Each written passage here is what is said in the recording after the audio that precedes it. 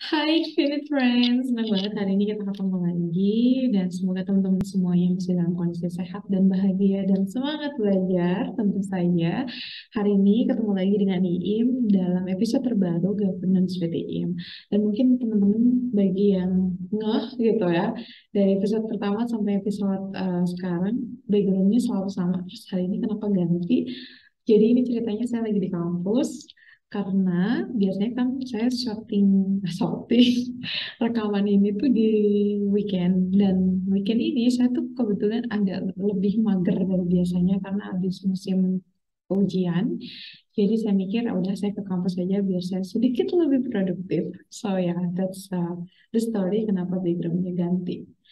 Oke, langsung aja. Hari ini kita akan bahas tentang proses scooping dari audit dengan menggunakan Covid 5. So, teman-teman semuanya, di minggu lalu saya udah bahas tentang bagaimana prosesnya step by step, dan di tahap planning kita biasanya ada yang namanya proses scooping. Ini kenapa saya pengen bahas proses ini secara spesifik karena memang sepenting itu untuk ngasih fondasi pemikiran yang tepat gitu dalam proses audit menggunakan Covid 5. So gini teman-teman, jadi ketika kita audit, kita tahu bahwa di Covid ada 37 proses gitu yang terbagi dalam 5 domain.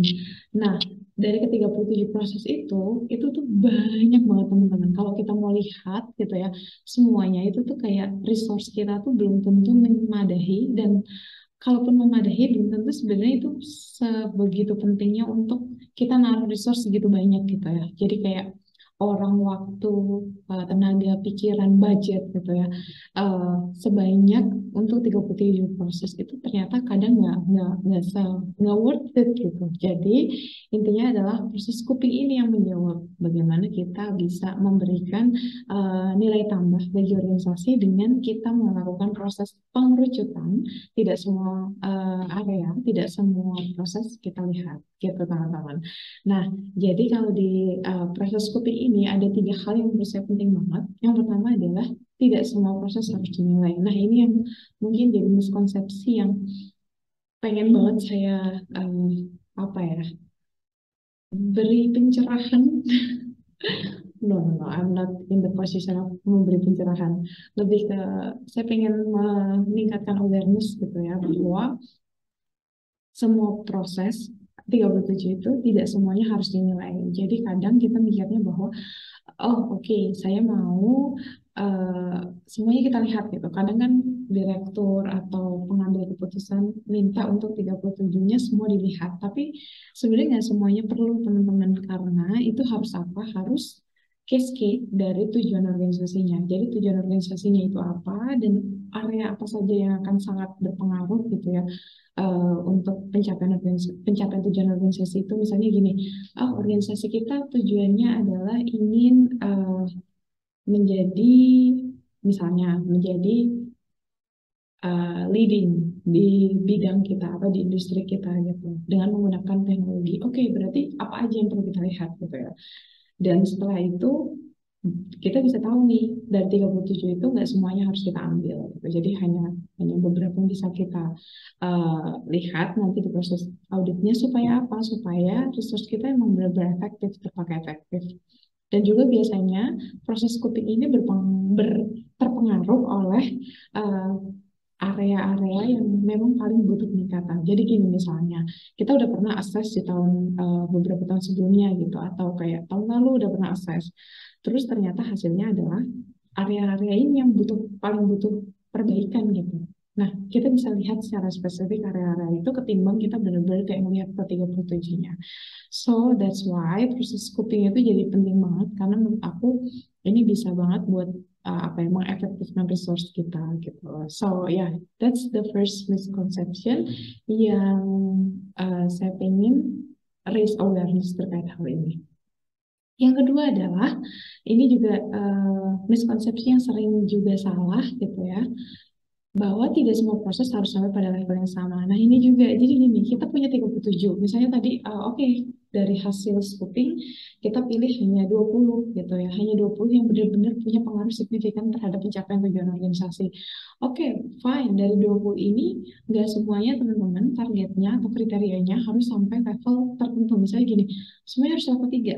Ternyata nggak kayak gitu. Jadi setiap proses itu bisa modified gitu ya nilainya, targetnya sesuai dengan emang tujuan organisasi kita. Misalnya gini, ada area-area yang sangat kritis. Ini harus misalnya sampai level 3. Tapi ada area-area yang mungkin ya udah nggak apa-apa. Kita level 2 aja juga oke gitu. Kenapa teman-teman itu, uh, kenapa kita membiarkan itu terjadi gitu? Jawabannya adalah karena ya sekali lagi pertimbangan resource. Karena semakin tinggi level maturitas yang kita inginkan, itu biayanya pasti lebih tinggi, resource yang dibutuhkan lebih tinggi, dan itu kadang nggak worth it gitu untuk semua organisasi, tergantung tujuannya memang gitu. Jadi kalau tujuan organisasinya memang sangat terbantu dengan proses ini, misalnya gini, oh proses buat organisasi yang heavy ke area IT operation misalnya gitu ya, maka DSS 01 itu sangat penting, manage operation. Tapi mungkin ada juga yang, oh enggak kok, IT operation itu bukan core, bukan sepenting itu gitu. Kita bisa kayak, oh nggak apa-apa, dia di level 2 juga nggak apa-apa gitu.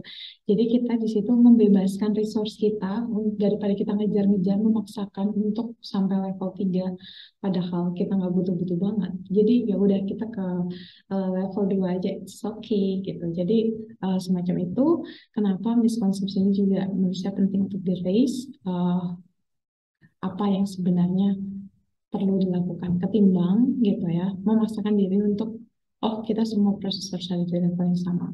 Dan ini adalah miskonsepsi yang juga penting banget bahwa tidak semua unit harus ada atau tidak semua organisasi harus sampai level yang sama. Maafkan ya teman-teman, kalau bikin tuh emang otaknya tuh kayak susah mikir. Oke, jadi gini. Intinya, kadang-kadang kita tuh kayak ambisius, merasa bahwa, oh, organisasi kita harus level 3 semuanya gitu.